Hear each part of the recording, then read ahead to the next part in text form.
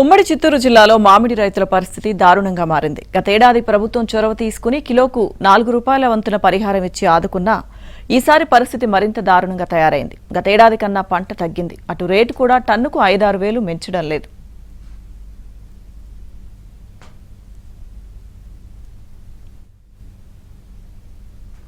చిత్తూరు జిల్లా మామిడి రైతుల కష్టాలపై మరింత సమాచారాన్ని మా ప్రతినిధి మనోహర్ రెడ్డి అందిస్తారు. ఉమ్మడి చిత్తూరు జిల్లాలో మామిడి రైతుల పరిస్థితి అత్యంత దయనీయంగా దారుణంగా తయారైనటువంటి పరిస్థితి. గత ఏడాదిలాగానే ఈ ఏడాది కూడా మామిడి రైతాంగాన్ని ఈసారి కూడా సీజన్ నిండా ముంచినటువంటి పరిస్థితి. గత సంవత్సరం అయితే మనం చూసాము, ధరలు లేకుండా రైతులు తీవ్రంగా ఇబ్బందులు పడినటువంటి నేపథ్యంలో ప్రభుత్వము చర్యలు తీసుకొని ఫ్యాక్టరీలను పైన అజమాయిషీ చేసినప్పుడు కూడా ఏ ఫ్యాక్టరీ కూడా బేఖాతరు చేయకపోవడంతో ప్రభుత్వము ₹4 కిలో పైన సబ్సిడీ ఇచ్చి రైతాంగాన్ని ఆదుకున్నటువంటి పరిస్థితుల్లో మరి ఈసారి కూడా అదే పరిస్థితి మళ్ళీ కూడా పునరావృతం అవుతున్నటువంటి పరిస్థితి. ఫ్యాక్టరీకి రోడ్డుకు ఇరువైపులా దాదాపు కిలోమీటర్ల దూరం కూడా ట్రాక్టర్లు లోడ్డుతో నిలిచిపోయి దాదాపు 4-5 రోజులు అన్లోడింగ్కు రైతులు తీవ్రంగా ఇబ్బందులు పడుతున్నటువంటి పరిస్థితి అయితే మనము చూస్తున్నాం. రైతులు ఉన్నారు, వారితో అడిగి తెలుసుకునే ప్రయత్నం కూడా చేద్దాం. చెప్పండి, ఏంటి ఈసారి మామిడి పరిస్థితి ఏంటి, ఎందుకు ఇలాంటి పరిస్థితి ఏర్పడింది? సార్ లేటుగా తెలిసినారు సార్. ఓపెనింగ్ లేటుగా అయిన దానివల్ల వచ్చేసి ఒకసారిగా అందరం కోసేలకు ప్లస్ వచ్చేసి ఒక రోజుకు వచ్చేసి ఒక 100-150 ట్రాక్టర్లు దాకా కోసుకొని వస్తున్నాము.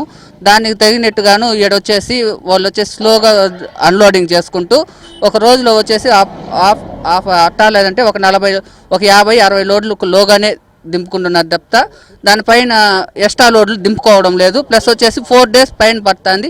4 డేస్కు వచ్చేసి డ్రైవర్లు ఎవరంటే ఒకరు వచ్చి పెడితే వాళ్ళు సీరియల్ వేసే టైంలో లేదంటే కూడా మళ్ళీ ఆ సీరియల్ వేసుకోవడం లేదు. దాన్ని వేసుకోకుండా పోయిన దాని కారణంగా మళ్ళీ నెక్స్ట్ వచ్చే సీరియల్ దాకా వెయిట్ చేసేందుకు ఉన్న మామిడికాయలు వచ్చేసి 3/4 భాగం వేస్టేజ్ అయిపోతుంది.